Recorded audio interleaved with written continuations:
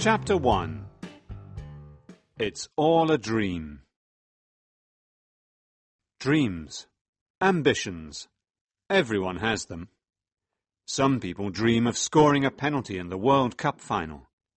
Others want to travel around the world. Ellie Stevenson dreams of being a singer. Ellie is a normal 17-year-old girl. She lives in a quiet village in the beautiful Yorkshire Dales. She goes to school, has a part-time job in her dad's shop, and enjoys spending time with her best friends, Cassie and Skye. This is the story of Ellie, and how dreams sometimes do come true. Pencils down, please. I quickly try to finish writing one last sentence, but Miss Jones sees me. Ellie Stevenson, the exam is over. Please, miss, another 30 seconds. 5? Humph, she says, and takes my paper. There's nothing I can do now. I hate biology. I want to be a singer. I wanted to study music at A-level. You can't study music, said Dad when I told him at the start of the sixth form in September last year. If you want a good career, you need to study science. He's right. The sciences are important, Ellie, agreed Skye. I'm going to study chemistry, biology, physics and maths. Boring. Why don't you study French like me? Suggested Cassie, my other best friend. Mr. Lake, the French teacher, is gorgeous. I never told anyone about my dream after that. Now here I am, trying not to fall asleep as Miss Jones finishes collecting the answer papers after the biology exam. I start to yawn. Oh, I stayed up studying all night. I'm really tired. I close my eyes. I only want to rest for a minute. But soon I'm not in the exam room. I'm on stage in front of thousands of fans, my fans. They are shouting my name. I start to play the guitar and they all cheer. They sing the words to my latest hit. Ellie! Ellie! Miss Jones's angry voice wakes me up. Eh? Sorry? It's time to go home, she says, shaking her head. I'm the only person left in the room. Everyone else has already gone. I was dreaming again. I feel stupid as I pick up my bag and walk towards the exit. Outside it's raining. It's spring, but the sky is grey and miserable. It seems like it will rain forever, and I haven't got an umbrella. Ellie! Ellie! Wait for me. I turn around and see Skye running towards me. The only thing I can see is her wild black curly hair. The rest of her is hidden behind a pile of library books. Skye is one of my best friends, but she is the last person you want to see after an exam. You know the type. When Skye gets a B, she's disappointed. That was so difficult. She starts to ask me what I answered for question 4 when my mobile rings. It's Cassie. Hi, Cassie, I say, glad of the interruption. Can you come to my dad's stables? She asks. She doesn't say, hello, how are you? Typical Cassie. I have to work in my dad's shop this evening. I have to start at 4:30 and it's already 4. Don't worry about that. I've got something much more important to talk to you about. Meet me at the stables in 5 minutes and bring Skye with you. But, I start to say, but she has already hung up. When we get to the stables, Cassie is busy riding one of the horses. She looks elegant in her riding clothes. Her makeup and nails, as usual, are perfect. She finishes one final lap and then climbs down from her handsome black horse. Good, you're here. Now, I've got a surprise for you both. You know my dad asked me what I wanted for a present after studying hard for the exams at the end of the first year. Skye starts to laugh. Cassie has never studied for an exam in her life. Everyone knows that. Everyone except Cassie's dad. Well, here it is. What do you think? She gives us each a piece of paper with a smile. Tickets. There is a silence as we read. Glastonbury Festival? No, it can't be. I read it again, just to be sure. Glastonbury! I can't believe it! I've always wanted to go to Glastonbury, Tickets for Glastonbury are really expensive. says Skye. I can't afford tickets for Glastonbury. Don't worry about that. They're a present from me. Well, from my dad. He's got to go away on a business trip. He's going to see some new horses in Saudi Arabia. I think he feels guilty leaving me for a month. For a moment she looks sad. Her dad is always going away and leaving her at home with the housekeeper. Suddenly I have a horrible thought. Dad, he'll never let me go. The Glastonbury Festival lasts 3 days. My dad worries if I go out for more than 3 hours. What's wrong, Ellie? Asks Cassie. Aren't you happy? I thought you loved music. I do, I say quickly. I do, and of course I want to go. It's just that I feel stupid. I'm 17 years old, but I sound like a baby. I just don't know how I'm going to persuade my dad to let me go, That's a shame, Ellie. says Cassie. You see, on MTV this afternoon they said that another group is going to perform too. But if you don't want to see Murphy play live... Murphy? I ask, my voice shaking. My heart starts to beat loudly. That's what I said. Murphy, the sexiest, most gorgeous man alive. But if you don't want to upset your dad... She tries to take the ticket back. No, I shout quickly, pulling the ticket away from her. I'll be there, Cook him a nice dinner. suggests Cassie. Work extra hours in the shop. Suggests Skye. The shop.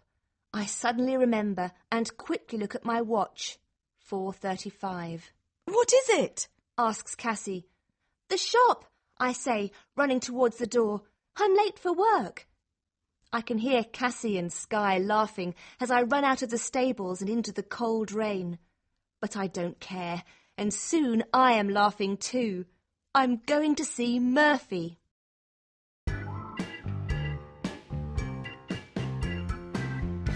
Chapter 2. Lying to Dad. Have you told your dad about Glastonbury yet? Asks Cassie a few weeks later. We are walking Skye's pet dogs through the countryside of the Yorkshire Dales. I love living here. We let the dogs off their lead. They run and start to play in the fields. I feel that nothing could spoil this perfect moment. But then Cassie reminded me that I haven't told Dad about the festival. It's difficult to find the right moment, I try to explain. Cassie looks at me, and I know she doesn't believe me. Honestly, the shop's always busy, and then he was angry with me for failing that biology exam. We put down our blanket. Cassie lies down and starts to read a fashion magazine. Skye takes a chemistry book from her rucksack and starts to study.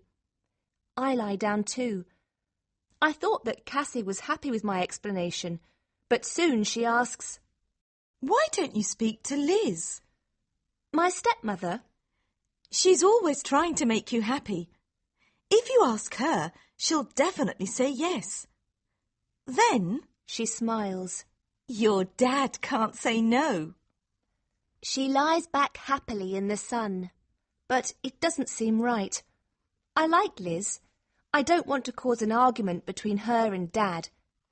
When we say goodbye, Cassie says, Promise me you'll tell him. I will, I say. Tonight. Tonight, I answer, but I don't sound very sure. When I get back, the shop is quiet. Dad is singing his favourite Elvis song, and I realise that this is the perfect moment. Hello, love. He says with a smile. He is busy stacking shelves, but he stops to kiss me on the cheek. How was your day? Fine. I say, but I don't look at him. I feel guilty already. Dad? For a moment I don't speak. Dad hates lies. But then I think of Murphy. You know the final exams are in June. You know, those big exams at the end of the first year of the sixth form. Yes, of course I do. So? Well, Cassie has suggested that we have a party after the exams, the last weekend in June, at her place, you know, to celebrate. Cassie's dad said that it's okay for me and Sky to sleep there afterwards. We can help clean up after the party. What else can I think of to say? How can I continue? Then we can spend the next day planning what to study in the summer holidays. Make a study plan for all of us. That way we'll all be really prepared for the next school year. Then we'll spend another night there, and then I'll come back. I can't think of anything else to say. Dad looks at me in a strange way. Surely he knows I'm lying. A party? So you're sure you're going to pass next time? Of course she's going to pass. And she'll deserve a party afterwards. It's Liz, coming out of the storeroom with a large box. She has curly red hair, bright pink lipstick, and even brighter earrings. She wears so many bracelets that they jingle when she walks. I'm still not sure. Says Dad. Who's going to this party? Apart from you, Sky and Cassie. Oh, just the boys and girls in the class. We'll probably have a barbecue in the garden, then listen to music and dance. It's going to be so good to relax after all that studying. She's right, Bill. Liz smiles at Dad, and he starts smiling too. No problem, Ellie. He says. But I hope you're going to study hard for the exams. I jump up and hug him. Thanks, Dad. I kiss him on both cheeks. Just make sure you pass the next biology exam. With studying and preparing for Glastonbury, the next month passed quickly. Sky learnt how to build a tent. I bought my train ticket, and Cassie bought 10 different tops for our weekend. Everything was perfect. That is, until early one Friday evening in May. I was in the storeroom putting away boxes after a delivery when I heard Dad say a name I know well. Hello, Steve. I haven't seen you for a long time. Says Dad. Steve? Steve! It's Cassie's dad. What's he doing here? He never comes into the shop. I quickly start to climb down the ladder, but in my hurry I miss the last step and fall onto a pile of boxes. My ankle hurts, but there's no time to think about that now. I run as fast as I can into the shop. My dad continues talking to Steve. It's nice of you to let the class have a party at your place, Steve. Says Dad. Steve looks confused. Sorry? What party? When? I watch them in silence. I don't even breathe. After the exams. The last weekend in June, I think. Continues Dad. And then you're going to have 3 teenage girls in the house for a couple of days. Almost as bad as the party. My heart starts to beat faster and faster as I wait for Steve to answer. Please don't tell him, please. Oh, now I know what weekend you're talking about, Bill. Says Steve. But there's no party that weekend. That's when the girls are going to Glastonbury. No, no, no, Glastonbury? says Dad, his face starting to turn red. You mean the rock concert? Yes. Anyway, I must go, Bill. Come and have a drink with me at the golf club sometime. But Dad doesn't answer him. Slowly he looks at me. His eyes are big and angry, and even his bald head has become purple. At that moment, I knew that my dream of seeing Murphy was over.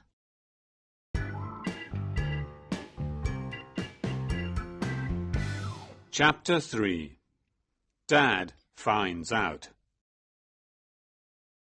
But I'm 17 years old, Dad. I'm not a baby anymore. I don't care. You're living in my house, That means you do what I tell you to do. There will be no rock concerts. It's an arts festival, not a rock concert. I don't care what it is. You're not going. You lied to me, Ellie. He turns to Liz. A party. A day with her friends making a study plan. I was so stupid to believe all of that. I'm sure you went to concerts when you were my age, That was different. Things were different then. says Dad. Can't you talk to him? I ask Liz, but she shakes her head. I'm sorry, Ellie. She tries to put her arm around me, but I don't let her. Leave me alone, I shout, pushing her arm away. I'll never forgive you both for this. Never! I run up the stairs and throw myself onto my bed. It's not fair. Everyone else's parents let them go to concerts. Why can't mine? I pick up my mobile phone and try to phone Cassie, but I have no credit left. I throw my phone onto the bed just as Liz knocks on my door. Ellie, dinner's ready. I'm not hungry. You've got to eat, Ellie. Leave me alone. I don't want anything, I shout. How can I eat ever again? Seeing Murphy was going to be the best day of my life. But half an hour later she is back. This time she comes in before I can stop her. I close my eyes, hoping she'll think I'm asleep. I made you a sandwich. She sits on my bed and touches my arm gently. I brought you a magazine too. There's an article on that singer you like. Murphy, isn't it? I don't want your stupid magazine. I was going to see Murphy live at Glastonbury. Not that you can understand. I pick up the magazine and throw it across the room. It hits the photo of her and Dad's wedding. It falls to the floor and breaks. Liz gets up and slowly starts to pick up the pieces of broken glass. I tell myself that it's their fault. I'm angry because Dad won't let me go to Glastonbury, because he thinks I'm 7, not 17. But I still feel horrible as I watch Liz leave my room. She looks sad, and there are tears in her eyes. When she has gone, I pick up the magazine. On the cover there is a photo of Murphy. The thought of missing Glastonbury makes my stomach hurt, but I still look through the magazine. When I get to the article on Murphy, more tears fill my eyes. But then I read something that makes me stop crying. Do you want to meet Murphy? Would you like to go to Glastonbury, tour backstage and meet the star himself? We are going to make one lucky reader's dream come true. If you can sing, then we want to hear from you. To enter, just send us a tape of you singing your favourite Murphy song to Music Now. Send us your entries by the 10th of May. 10th of May? Oh no! That's Monday. Today's Friday. If I want to enter, I must send my entry tomorrow morning. Suddenly my anger disappears. I feel excited. I know that thousands of people will enter the competition, and I don't have a lot of time to prepare. But could I be the one? Dreams come true for some people, sometimes, don't they? First I have to decide which song to sing. I pick up my MP3 player and finally choose a romantic song. I listen to it twice, but I know that it's the right one. I close my eyes and listen to the words. I forget about Dad and the sadness in Liz's eyes when she picked up the broken photo. I forget about school and the homework I still haven't done. I take a deep breath and press record on my CD player. I pick up the microphone and start to sing. And when I stop 5 minutes later, I know that I can't do any better. All I have to do now is wait.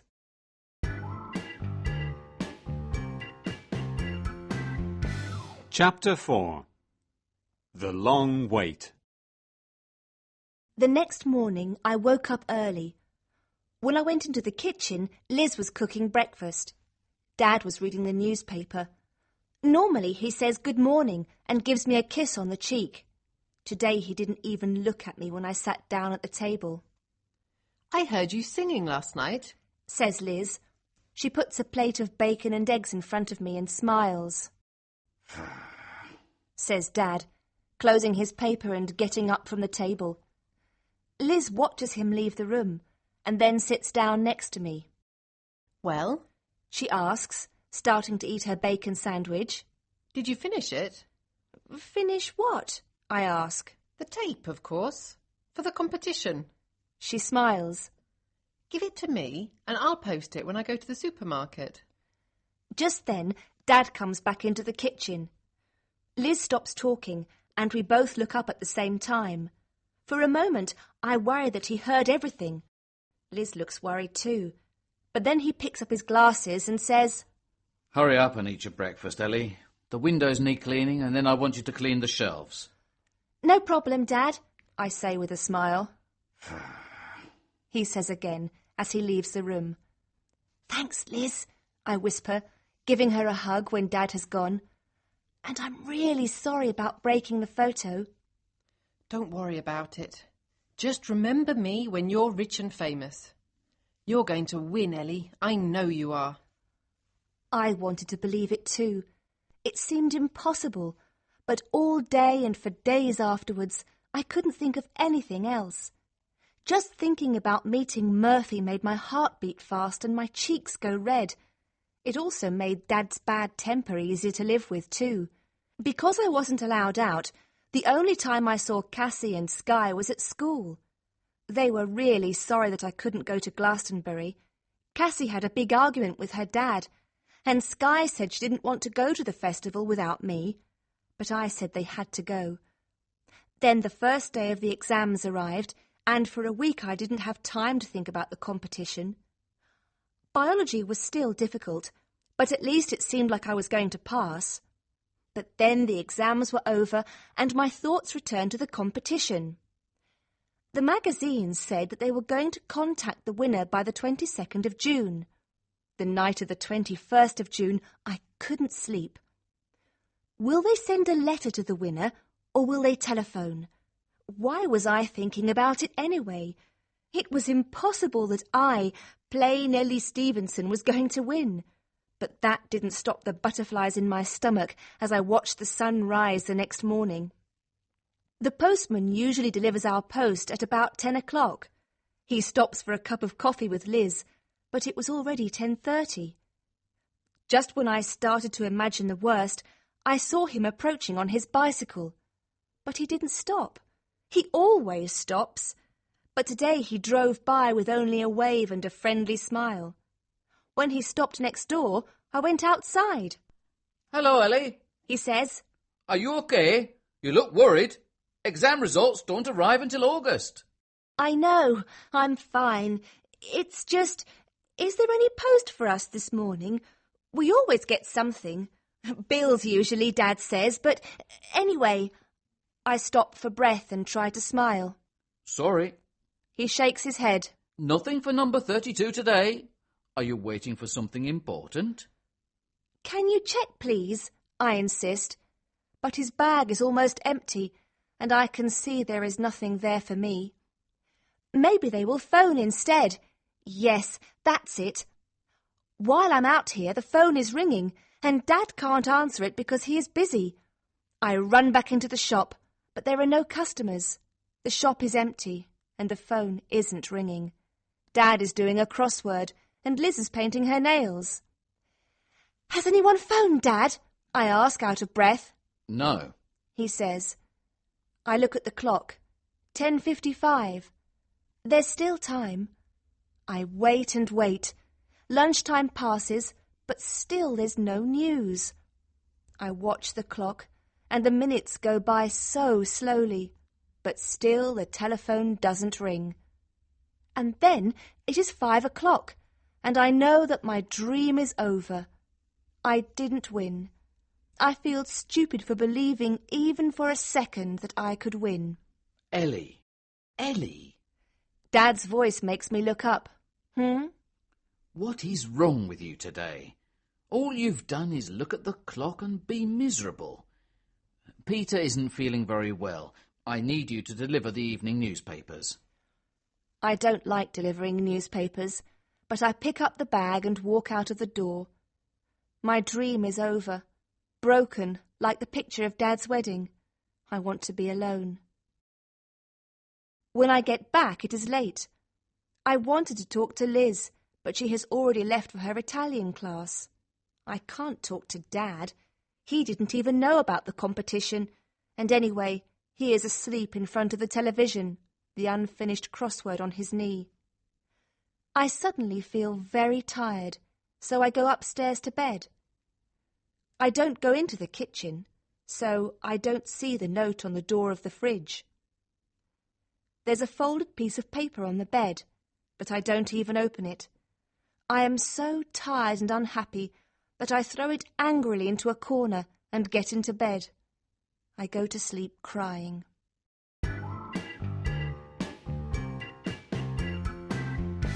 Chapter 5. Ellie's adventure begins. Ellie! Liz shouts, knocking loudly on my bedroom door. Wake up! You're going to be late. I pull the bed covers over my head. What does she want? It's only 6 o'clock. Last night I decided that I was going to stay in bed all day today. There's no school, and I don't have to work in the shop. I don't have anything to do all day, not like Cassie and Skye, who will be at the train station waiting for their train by now, excited about Glastonbury, the bands they are going to see and the fun they're going to have. Maybe Dad was right. Becoming a singer was just a dream. I pull the bed covers over my head more, and I'm about to go back to sleep when Liz knocks on my door again, louder this time. Ellie, you'll miss your train if you're not careful. What train? You need to pack your bag and you must eat a good breakfast. It's a long way to Glastonbury. Glastonbury? I throw the bed covers off me and get quickly out of bed. What do you mean? What train? What about Glastonbury? Didn't you read my notes? She asks when I open my bedroom door. Oh, Ellie, we're so proud of you. She gives me a big hug. Will you please tell me what's going on? You won. I told you. I said you were going to win. Slowly I start to understand what she is saying, and my legs begin to shake. Just after you went out with the papers, there was a phone call from Music Now's editor. Your dad answered the phone. He was shocked at first, of course. He didn't know about the competition. But when he heard that they chose you, that you were the best... She takes a deep breath. You're going to Glastonbury. You won, Ellie. You won. For a moment, I just stand in silence. I'm dreaming. This can't be true. I won. I won. I won. And then we are both laughing and hugging. When we finally stop, Dad is standing in front of me. He isn't smiling. He looks very serious, and for a terrible moment I don't think he'll let me go. What did they say, Dad? You have to get the 8:02 train to London. You'll meet the journalist who is going with you. His name's Mike Peters. And then you'll get the train to Glastonbury together. I'm still not happy about you going to London on your own. I'll be fine. What about this journalist? I don't know who he is. He could be a serial killer. Oh, Bill, Laughs Liz, giving him a hug. Ellie's a big girl now. And I'm sure she'll phone to let us know she's okay. Won't you, Ellie? Of course I will, See, there's nothing to worry about. says Dad, but this time he says it with a small smile. Now hurry up. You need to have a shower and pack your rucksack. I'll make breakfast. Don't just stand there, Bill. Find the camera. Ellie will want to take lots of photos. I can't wait to tell Cassie and Skye, but I don't have time to do that now. I don't want to miss the train, and I still have to get ready. What shall I wear? My hands are shaking as I pull out tops and jeans from my wardrobe. Nothing seems right. Not for meeting Murphy. Meeting Murphy. I still can't believe it an hour later when we are standing on the platform at the train station, waiting for the train to arrive. And you packed something warm, didn't you? Asks Dad. Yes, Dad. I'm so excited, even his worrying can't stop me smiling. And you'll phone as soon as you get there. He continues as the train slows to a stop in front of us. When I look at Dad again, there are tears in his eyes, but he looks very proud. I give him a quick hug. Thanks, Dad, I whisper in his ear. Then I get on the train. My adventure is just beginning.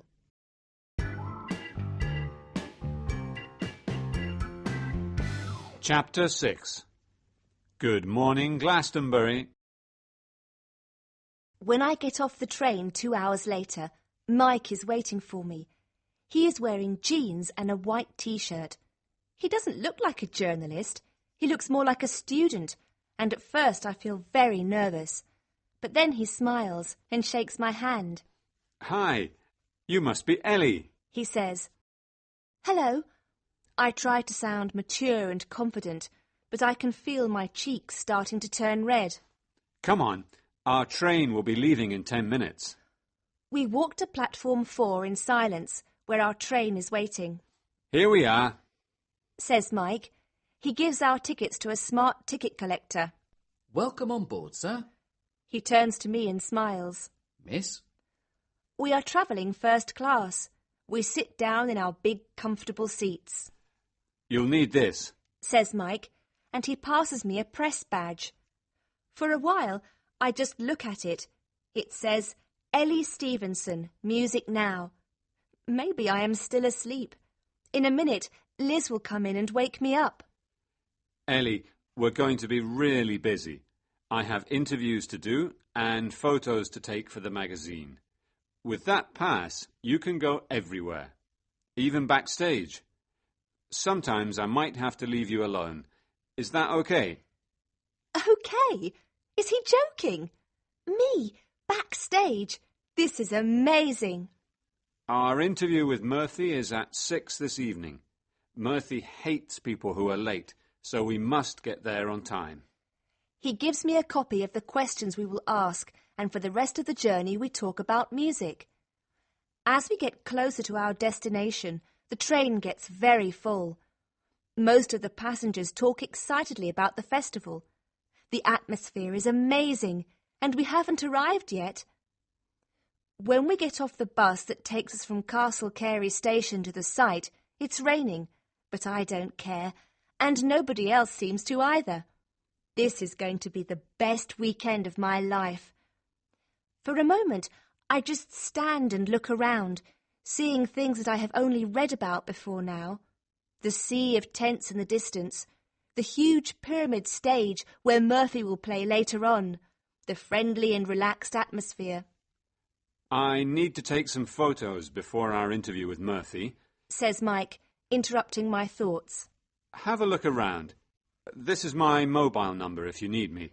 He gives me a piece of paper. Have a good time. And with a wave he disappears into the crowd. After phoning Dad, I decide to phone Cassie and Sky. They still don't know that I'm here. Cassie, I say when she eventually answers the phone. Yes? The line is very bad. It's me, Ellie. Guess where I am? What? It's Ellie. I'm here at Glastonbury. I shout back. I'm at the pyramid stage. Where are you? But then I see her, so I walk over to my two friends. Sky sees me first. Ellie! She shouts and throws her arms around me. Then Cassie screams, a big smile on her face. Oh, what are you doing here? She gives me a hug and I quickly tell them about the competition. Wait a minute, Cassie says, her mouth open in disbelief. You're going to meet Murphy. The Murphy. I smile and nod. When? Where?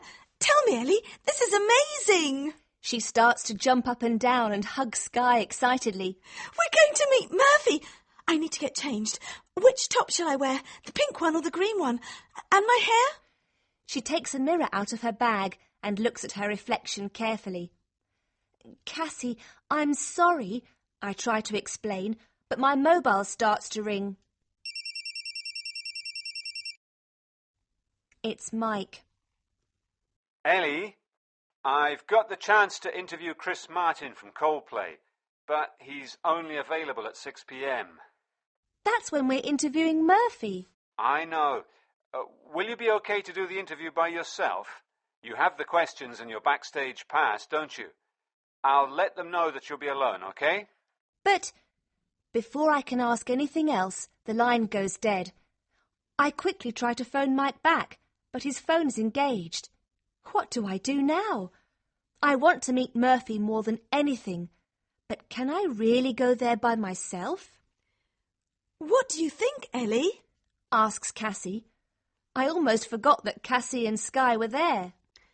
I was asking Sky which earrings go best with my green top, says Cassie. Cassie, I try to interrupt, but she is so excited that she doesn't hear me. She obviously thinks that they're coming with me, but they can't. I only have one backstage pass.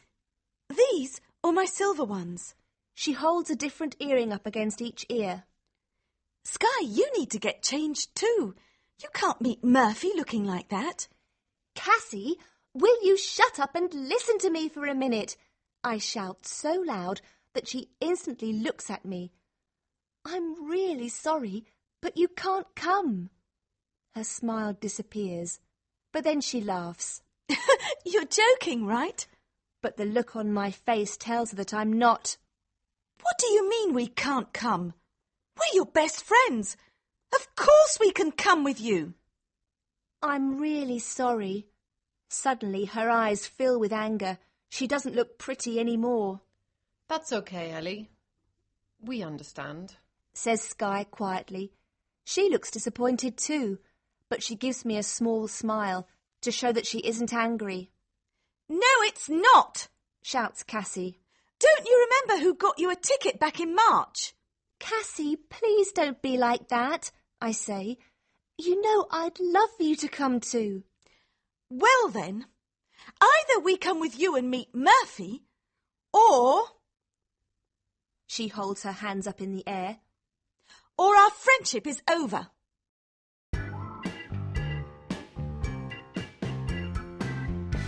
Chapter 7.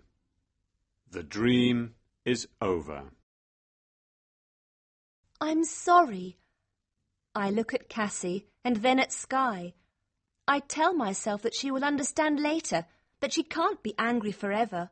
But I know Cassie. Come on, Sky. Cassie takes Sky's arm and they walk away. I feel awful. They're my best friends, but I can't miss an opportunity like this. I look at my watch. It's already 5:30. I have half an hour before the interview, but when it gets to 1:45, I still haven't found where I need to be. Mike said that we were to interview Murphy in his van, but there are so many, and they all look the same. Feeling desperate, I try to phone Mike again, but his mobile is switched off. I quickly look at my watch. 6:15. I remember what Mike said. Murphy hates people who are late. Why did I have that stupid argument with Cassie? Why didn't I phone her after the interview? Just when I thought I was never going to find where I needed to be, I see one of Murphy's musicians coming out of one of the vans. I start to run, but then a big, strong arm stops me. You can't come back here, a loud voice says. I look up at the tallest man I have ever seen. He is dressed in black from head to toe. A label on his chest says, Security. It's okay, I say, trying to catch my breath. I'm here to interview Murphy for Music Now magazine. Murphy isn't giving any more interviews today, he says. But I've got my pass. Look. I hold it up to show him. He checks my name against a list he has. You're late. Your interview was at 6. I know. Murphy hates it when people are late. I know, I interrupt. But please, you have to let me see him. But it's no good. He crosses his arms across his huge chest and stares down at me, and I know he won't change his mind. What am I going to do now? How can I tell Mike that I missed interviewing Murphy because I was arguing with my best friend? I stand there for a moment, and my eyes start to fill with tears. I don't want the security guard to see me cry, so I turn to walk away. Just when I think things can't get any worse, I see Mike coming towards me. Before I can explain what has happened, he says, "I've just spoken to another journalist. Chris, the singer Murphy was going to sing a duet with, hasn't arrived. He's really angry and has refused to give any interviews. People are saying that he might not even sing tonight. He's so angry." So that means no one at all has interviewed him today? Exactly, Says Mike. Phew, that's a relief, I say quietly. I am relieved that it wasn't my fault, but I really wanted to meet Murphy. I have lied to my dad, and my best friends will probably never speak to me again. For what? Nothing, Come on, let's go and enjoy the festival. says Mike, trying to sound cheerful. But I feel awful. Is it okay if I stay here for a while? I ask, and try to smile. I'd really like to see the next band, I lie. The truth is that I want to be alone. This was going to be the best weekend of my life. Now it is the worst, If you're sure, says Mike. I'll be at the other stage if you want me. He disappears into the crowd. Everyone looks relaxed and happy, and I feel like I'm the only one who is miserable. After a while, I decide to go and find Cassie and Skye. I'll apologise, and hopefully Cassie will forgive me. But just as I'm about to leave, the door to one of the vans opens, and familiar music fills the air. The security man bends his head low and steps out into the rain. He sees me watching. I told you there were no interviews. You're wasting your time waiting here. That music? I ask. I'm wrong. I must be. The music that's playing inside that van, Murphy loves it. says the security guard. What is it? I mean, do you know who it is? Some girl who won a competition. The magazine sent it to him and he really likes it. So it is true. Suddenly I don't feel sad anymore. I feel excited and happy and proud all at the same time. I step closer to the van, but the security guard stops me. But you can't go in there, miss. He says, "You don't understand," I say. "That's me. That's my song."